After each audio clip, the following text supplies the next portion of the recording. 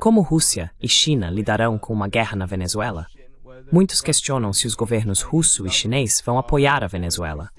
Outros, especialmente na mídia tradicional, dizem que eles já abandonaram o país. Vamos analisar essas afirmações, certo?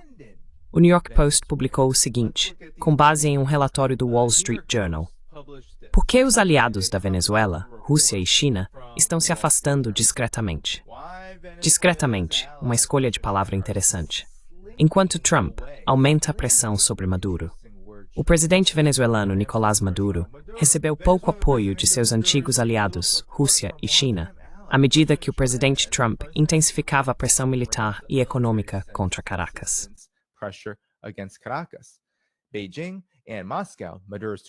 Pequim e Moscou, os dois aliados mais poderosos de Maduro, já forneceram anteriormente equipamentos militares, ajuda financeira e treinamento para o exército da Venezuela diante da agressão americana.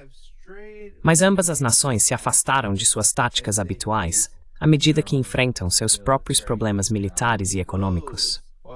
Enquanto a Rússia enviou 2 bombardeiros com capacidade nuclear para a Venezuela em 2018, como demonstração de unidade e força contra os Estados Unidos, a generosidade de Moscou secou à medida que o país entra no 4º ano de guerra com a Ucrânia.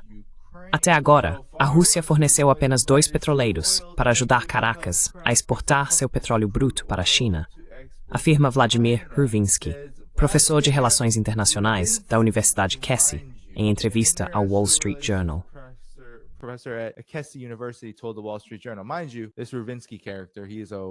Veja bem, esse tal de Hrvinsky é pesquisador do Instituto Wilson. Não é, digamos, uma voz confiável nesses assuntos. Mas há pequenos gestos que não serão suficientes se os Estados Unidos agirem com força letal contra a Venezuela, ele diz. Hrvinsky observou que Rússia e China estão envolvidas em tensas negociações diplomáticas e comerciais com Trump, e nenhuma das duas nações quer irritar o presidente americano, transformando a Venezuela em um problema. A Rússia não vai ajudar Maduro além do que já fez.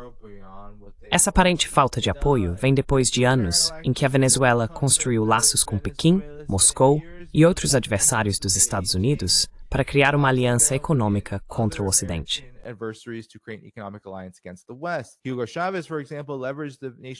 Hugo Chávez, por exemplo, aproveitou as vastas reservas de petróleo e minerais do país para garantir empréstimos e acordos bilionários com China, Rússia, Cuba e Irã, a fim de construir a infraestrutura nacional.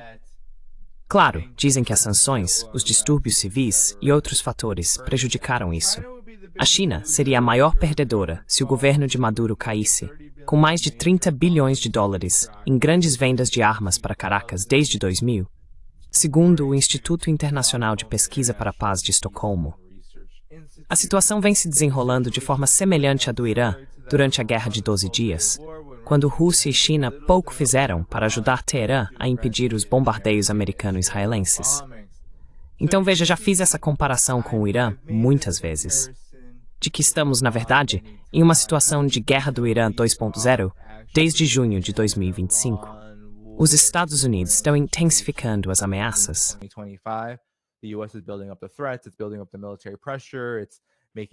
Está aumentando a pressão militar. Está fazendo exigências irracionais. Está violando o direito internacional repetidas vezes e, em seguida, espera o momento certo para atacar. Dizem que a Rússia e a China não estão fazendo nada pela Venezuela neste momento, que abandonaram a Venezuela. Essa é a narrativa propagandística.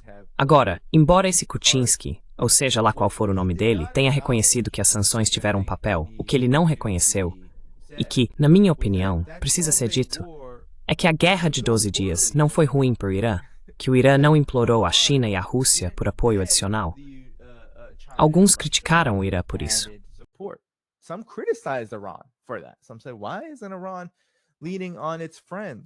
Alguns disseram, por que o Irã não está pressionando seus amigos? Mas ainda assim, o Irã não estava implorando a China e a Rússia que viessem em seu auxílio. E embora haja relatos de que Maduro tem implorado a Rússia e a China por mais apoio, não está claro se isso é além do que já foi prometido no âmbito do que vamos abordar, seus principais acordos de parceria estratégica, certo? Porque é disso que eu acho que não se fala. A Rússia e a China têm grandes acordos e parcerias com a Venezuela, muito mais fortes do que qualquer outro relacionamento que a Venezuela realmente tenha, exceto talvez com o Irã e alguns países da região. Então aqui está a Rússia, certo?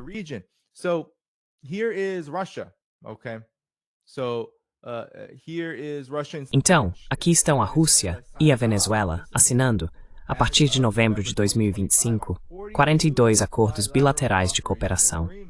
Eles assinaram esses acordos após a 10ª sessão da Comissão Intergovernamental de Alto Nível Rússia-Venezuela, copresidida por um vice russo e pela vice-presidente venezuelana, Delcy Rodrigues, que, segundo relatos dos Estados Unidos, seria a sucessora, ou pelo menos, dizia-se que Maduro teria pedido a Trump que ela fosse a sucessora, embora não haja provas de nada disso. Esses acordos abrangem diversas áreas de cooperação: mineração, transporte, energia nuclear e pesquisa médica conjunta.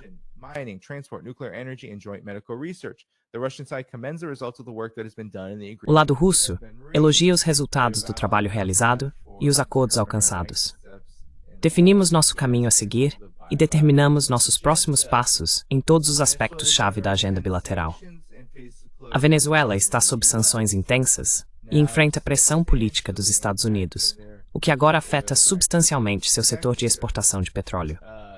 O país possui quase 20%, cerca de um quinto, de todas as reservas de petróleo do mundo, mas seu petróleo bruto é pesado e precisa ser refinado. Instalações nos Estados Unidos poderiam fornecer esse serviço, mas se retiraram, além de negar à Venezuela a exportação dos equipamentos de que necessita para suas próprias refinarias.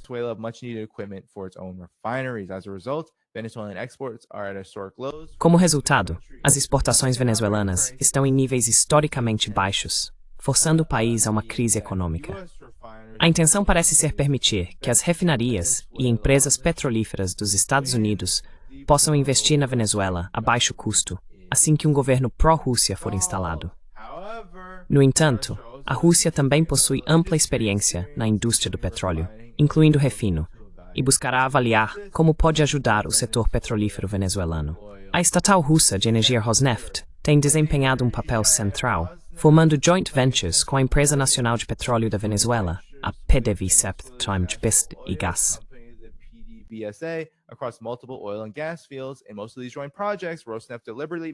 Na maioria desses projetos conjuntos, a Rosneft deliberadamente manteve um limite de participação de apenas 40%, refletindo o respeito de Moscou pela soberania petrolífera da Venezuela e o simbolismo político de parceria e não de poder. Domínio. Quero dizer, isso é algo importante. As pessoas subestimam isso. Se a Venezuela não tem petróleo, não tem energia, mesmo possuindo um quinto das reservas mundiais, mas não podendo usar isso para seus próprios propósitos, então a nação está morta. Será destruída. E a Rússia não está deixando isso acontecer. Isso é algo importante. Podemos realmente chamar isso de abandono? Não acho que essa seja a definição de abandono. Agora vamos olhar para o lado militar dessa questão, porque também houve relatos sobre como a Rússia tem prestado assistência à Venezuela, ou sobre a falta dela.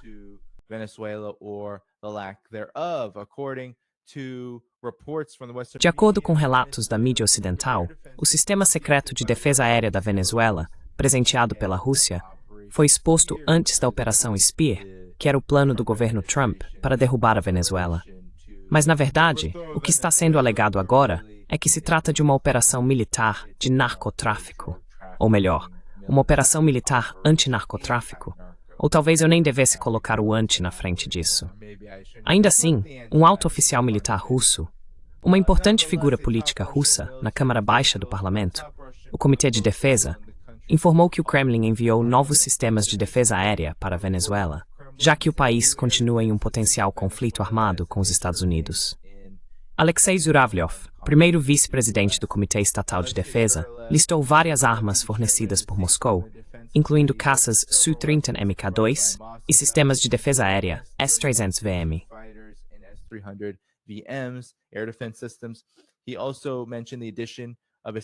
Ele também mencionou a adição de um sistema que não é publicamente conhecido como parte do arsenal da Venezuela, o Pantsir S-1. De acordo com as informações mais recentes, sistemas russos Pantsir S-1 e Buk M-2E foram recentemente entregues a Caracas por uma aeronave de transporte Il-76, disse Zhuravlyov ao veículo de notícias russo Gazeta. Se os comentários de Zhuravlyov forem verdadeiros, isso sugere um aprofundamento da relação entre a Venezuela e a Rússia, em meio ao aumento das tensões do primeiro país com os Estados Unidos. Não está claro onde a Rússia obteve as armas, já que tais entregas poderiam impactar a guerra em andamento do Kremlin contra a Ucrânia.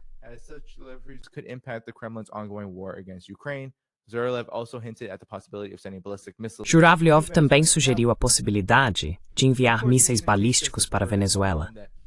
Agora, é claro, não devemos tomar isso como algo certo, que definitivamente vai acontecer. Mas o ponto aqui é que a Venezuela realmente recebe assistência militar substancial da Rússia. E não há indicação, novamente isso é importante, não há indicação de que a Venezuela esteja implorando por assistência militar adicional. Existem muitas razões pelas quais isso pode acontecer, mas uma grande delas pode ser, como já abordamos neste canal várias vezes, que é difícil transportar aeronaves militares, armamentos e assim por diante. Há sanções, e é preciso aprender a usar essas coisas.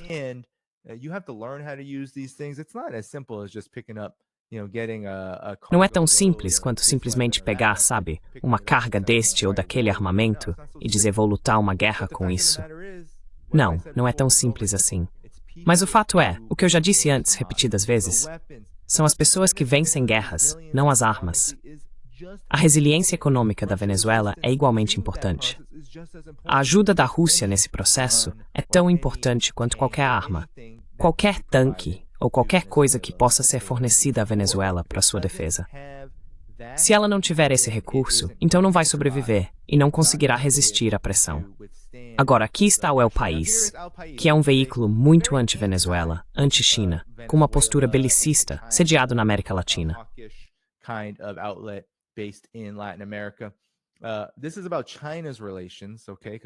Isso é sobre as relações da China, certo? Porque precisamos falar sobre a China. A Venezuela e a China demonstram uma parceria por meio de acordos produtivos, não de empréstimos. Os dois países assinaram 600 projetos de cooperação.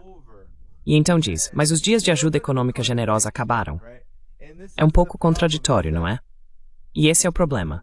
A forma como os Estados Unidos e seus aliados querem que você veja a parceria da Rússia e da China com a Venezuela é como uma relação de pai e filho, ou de mestre e servo.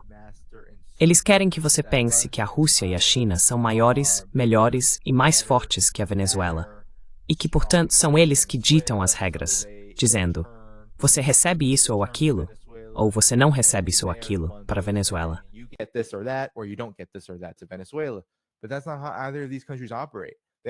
Mas não é assim que nenhum desses países opera. Eles não entram com a ideia de que vão dominar. O que dissemos antes? As empreitadas petrolíferas da Rússia, por meio de suas estatais, nem chegam a ser 50-50. A Rússia detém apenas 40% de participação nelas, o que significa que prioriza a soberania acima de tudo. Então, isso foi no verão de 2025. Nicolás Maduro recebeu 5 delegados do PCC, o Partido Comunista da China, no Palácio de Miraflores, para continuar avançando em várias áreas de interesse mútuo entre os dois países. O foco estava em uma agenda de trabalho interpartidária entre o Partido Socialista Unido da Venezuela e o PCC, que incluía formação doutrinária para os membros do partido. É só colocar um toque de anticomunismo aí.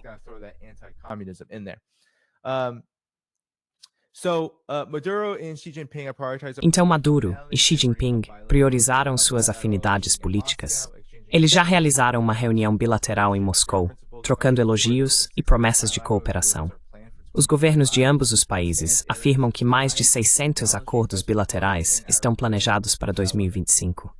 Esses acordos abrangem áreas como ciência, tecnologia, promoção de investimentos e desenvolvimento agrícola. A Venezuela atribui grande importância às suas relações com a China, um aliado geopolítico que frequentemente fez a diferença ao apoiar a Revolução Bolivariana em tempos de crise. Isso é especialmente verdadeiro agora, com todas as tensões, que, claro, não vou abordar nos termos da propaganda deles. Então, esse é o argumento de que a China está firmando acordos de cooperação. O que é pior, ou, como posso dizer, não tão bom.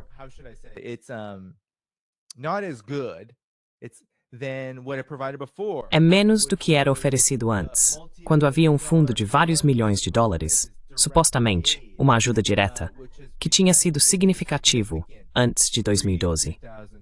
Mas desde então, os fundos multimilionários que a China investe na Venezuela para financiar projetos de desenvolvimento têm sido administrados de forma desperdiçadora e caótica pela administração pública venezuelana, contribuindo substancialmente para o caos econômico. Uma parte significativa desses projetos, como outros assinados pelo governo de Chávez com países aliados, nunca foi concluída. E assim nos dizem que, apesar de terem sido assinados 600 acordos de cooperação, desde 2012 os desembolsos chineses vêm diminuindo e há uma crise de hiperinflação.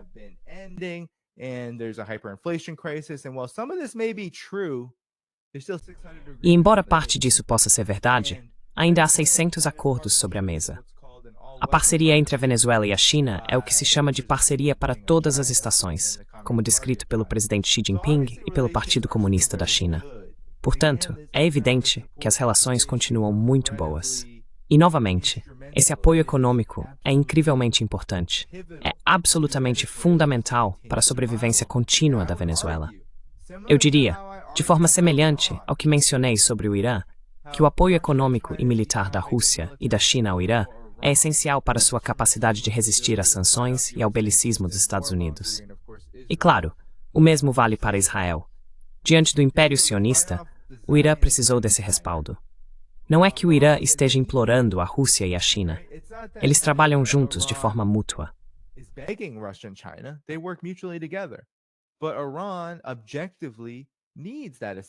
Mas o Irã objetivamente precisa dessa assistência, dessa cooperação comercial, assim como a Rússia e a China precisam que o Irã tenha algum tipo de posição e desenvolvimento econômico naquela região, com todo o comércio de energia que o Irã fornece à China e, é claro, toda a influência política, diplomática e econômica que o Irã oferece à Rússia. Então todos eles precisam uns dos outros. E sem esse apoio ao Irã, a Guerra de 12 Dias teria sido muito mais desfavorável. Podemos dizer o mesmo sobre a Venezuela agora. Se não fosse pela rejeição da Rússia e da China às sanções dos Estados Unidos contra a Venezuela, a economia venezuelana estaria em uma situação muito pior do que está agora. As pessoas pobres que vemos em cenas como esta, a grande maioria da população, em um discurso aqui, vemos Nicolás Maduro cercado por pessoas. Surrounded by people, they would be a lot less able. Eles teriam muito menos condições de levar qualquer tipo de vida digna de um ser humano se não fosse pelo apoio que a Rússia e a China oferecem a essa economia fortemente sancionada. O que, veja bem, não estou dizendo que esteja em boa forma, como poderia estar sob sanções devastadoras, mas sem o apoio da Rússia e da China, as coisas seriam muito piores. E esse é o ponto aqui. O ponto é que há apoio.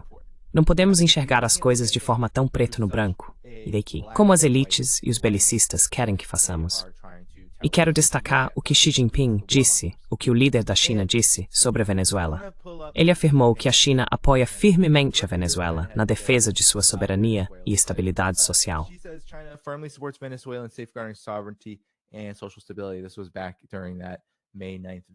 Isso foi durante a visita de 9 de maio. O presidente Xi Jinping afirmou na sexta-feira que a China e a Venezuela são bons parceiros de confiança mútua e de desenvolvimento comum, e que a China sempre apoiará firmemente a Venezuela na defesa de sua soberania, dignidade e estabilidade social. Ele fez essas declarações durante um encontro com Nicolás Maduro, à margem das comemorações do 80º aniversário da vitória na Grande Guerra Patriótica da União Soviética, em Moscou. Observando que a China e a Venezuela construíram uma amizade valiosa em meio a um cenário internacional em transformação, Xi disse que desde que os dois países elevaram suas relações bilaterais a uma parceria estratégica de cooperação total em 2023, as trocas em diversos setores e em todos os níveis têm sido intensas.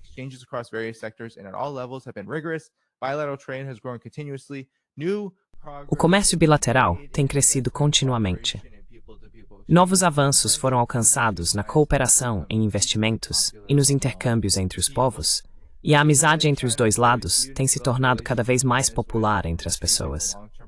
Xi afirmou que a China sempre encarou e desenvolveu as relações com a Venezuela a partir de uma perspectiva estratégica e de longo prazo, e está disposta a fortalecer o intercâmbio de experiências de governança com a Venezuela, continuar aprofundando a cooperação prática em diversas áreas e levar os laços bilaterais a novos patamares para beneficiar melhor o povo.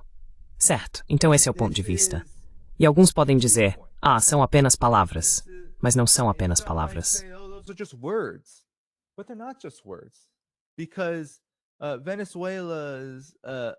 Porque o comércio da Venezuela com a China é fundamental, sabe?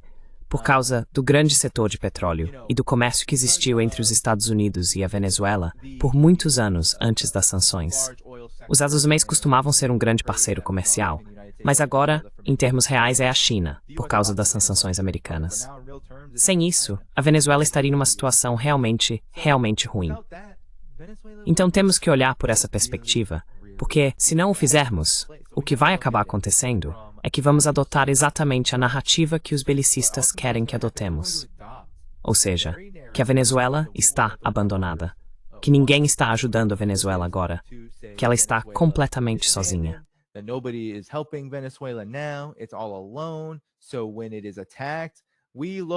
Então, quando há um ataque, olhamos para a Rússia e a China como o problema pelo qual a Venezuela está na situação em que se encontra, em vez de olhar para o Império, que é quem impõe as sanções, cerca a Venezuela militarmente com porta-aviões, realiza exercícios aéreos a apenas 75 ou 100 quilômetros da costa. Tudo isso, mudança de regime, operações secretas da CIA, foi literalmente anunciado publicamente pelo governo Trump. Tudo isso, não importa o que aconteça, a morte, a destruição, os Estados ainda podem fazer. É isso que os Estados podem fazer. O Império pode causar morte e destruição. E então culpamos a Rússia e a China. Por que não fizeram mais para impedir isso?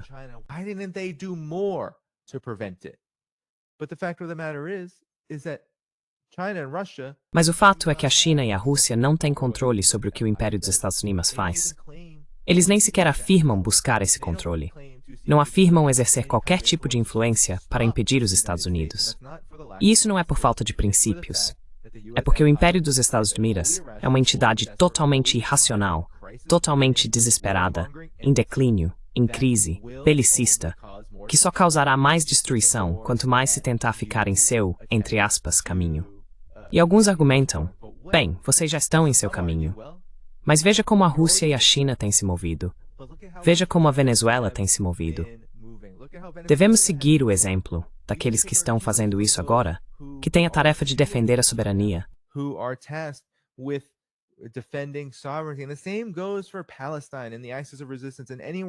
E o mesmo vale para a Palestina, o eixo da resistência, e qualquer outro lugar do mundo onde o Império esteja atacando com força, causando destruição em massa, perdas humanas, genocidas, assassinatos em massa e assim por diante. O povo é sempre o foco. Esse é o problema de enxergar isso como uma espécie de operação militar contra militar. Não.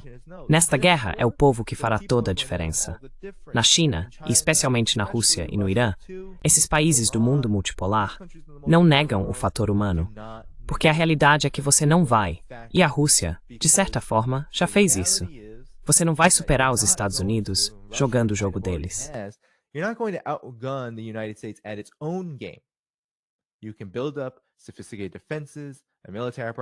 Você pode construir defesas sofisticadas, um aparato militar como o que a Rússia tem, a China tem, até o Irã tem, para se proteger de qualquer tipo de ameaça. Mas você não vai jogar o jogo da forma como os Estados Unidos o construíram, como o hegemão mundial nos últimos 70 e tantos anos, e esperar que isso funcione bem para você. Não é assim que as coisas vão acontecer. Não é assim que estão acontecendo. O que estamos vendo é que a aliança Rússia-China e sua relação com a Venezuela ajudou a Venezuela a se manter firme até hoje. E a Venezuela não mostra nenhum sinal de recuar ou demonstrar medo. Não vemos isso. Tenho contatos com quem venho me comunicando regularmente que dizem que não há medo de que vá acontecer algum tipo de catástrofe para a Venezuela. Em muitos aspectos, o povo da Venezuela é o motor que impulsiona essa defesa da soberania. Eu só quero reproduzir, eu só quero mostrar isso novamente. Vou desligar o som. I just want to show this again. I'm going to turn the volume off, okay? This is the leader of Venezuela. Ok, este é o líder da Venezuela, sem colete à prova de balas, dançando entre o povo. Por que ele estaria implorando apoio à Rússia ou à China? Este é o nível de confiança que, na minha opinião, mostra onde o povo da Venezuela está e em que ponto está a guerra dos Estados-Unidos. Não podemos superestimar isso. E talvez, só talvez, Nicolás Maduro acabe sendo morto. Talvez seja deposto. Talvez tenha que se esconder se os Estados Unidos fizerem o impensável. Mas será que algo disso leva a uma vitória?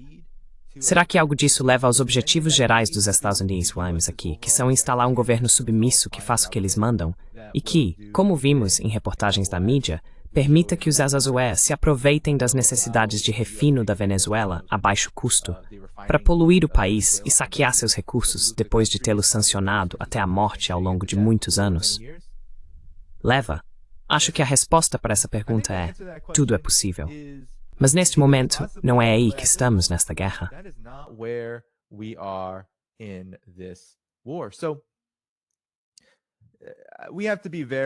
Portanto, precisamos ser muito cuidadosos sobre como avaliamos a situação geopolítica geral, em qualquer cenário, em qualquer lugar do mundo, como se fosse simplesmente uma questão de fortes versus fracos, poderio militar versus sua ausência.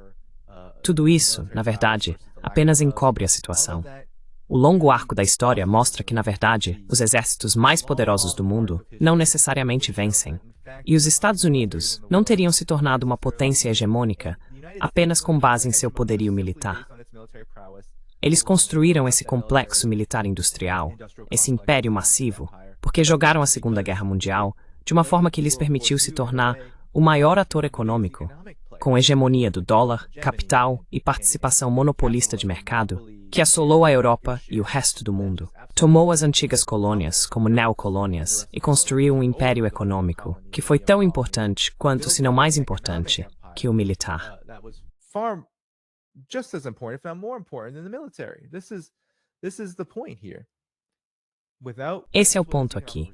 Sem a resiliência econômica da Venezuela, sua capacidade de resistir a tudo que enfrentou até agora, você não veria Maduro dançando nas ruas. E não teríamos uma situação em que o governo Trump está tentando calcular exatamente o que pode fazer versus o que não pode. Porque a verdade é que se a mudança de regime fosse tão fácil assim, já teria acontecido. Já teria acontecido. Por que ainda não aconteceu? Esse é o ponto aqui. Já teria acontecido. Os Estados Unidos não esperam. Não esperam. The US doesn't wait. It doesn't. It waited with Iran for the very same reason it's waiting with Venezuela. Esperou com o Irã, pelo mesmo motivo que está esperando com a Venezuela. As consequências podem muito bem ser mais catastróficas do que os próprios resultados, certo? Ou pelo menos do que os resultados desejados. É isso que está diante do Império dos Estados. Ele não está mais em posição de ditar os termos como antes. E mesmo um país economicamente menor, supostamente muito mais fraco militarmente, o que é, sejamos honestos, a Venezuela não é uma potência militar de forma alguma. Não vai se tornar uma. Pode até derrubar, quem sabe, talvez tenha, talvez o sistema Buk, talvez o S-300, talvez derrube um caça americano. Mas sabe, não será capaz de impedir os Estados Unidos de bombardear a Venezuela. Isso simplesmente não vai acontecer.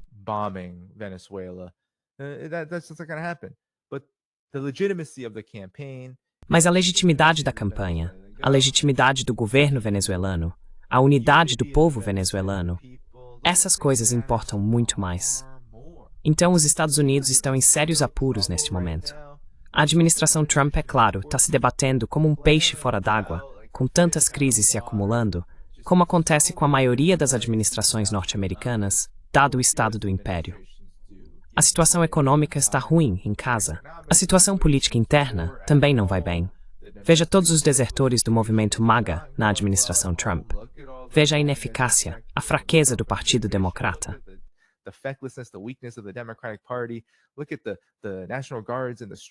Olhe para a Guarda Nacional nas ruas. Os ataques de bandeira falsa que os afegãos disparam, quero dizer, repetidas vezes, tem havido crise após crise. E a política externa de Trump é um desastre. A Rússia não vai bem. As negociações de paz na Ucrânia. Isso não vai. O quê? Vai haver paz na Ucrânia mediada pelos Estados Unidos? Os Zatsuei, a Ucrânia, a OTAN, eles não conseguem lidar com o que a Rússia realmente está lutando. A China, esqueça. O governo Trump precisa negociar em termos econômicos com a China. Essa guerra ainda está muito distante. Mesmo que eles intensifiquem, mesmo que tentem fazer like Int e aqueles separatistas seguirem suas ordens.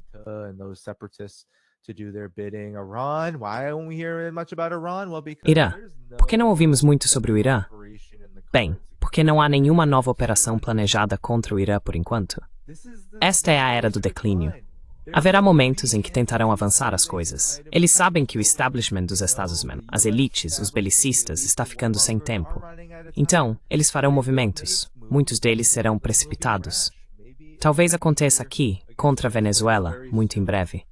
Mas independentemente disso, acho que veremos desfechos muito mais complexos, muito mais difíceis, muito mais desafiadores para o império do que muitos estão sendo levados a acreditar. Are being led to believe.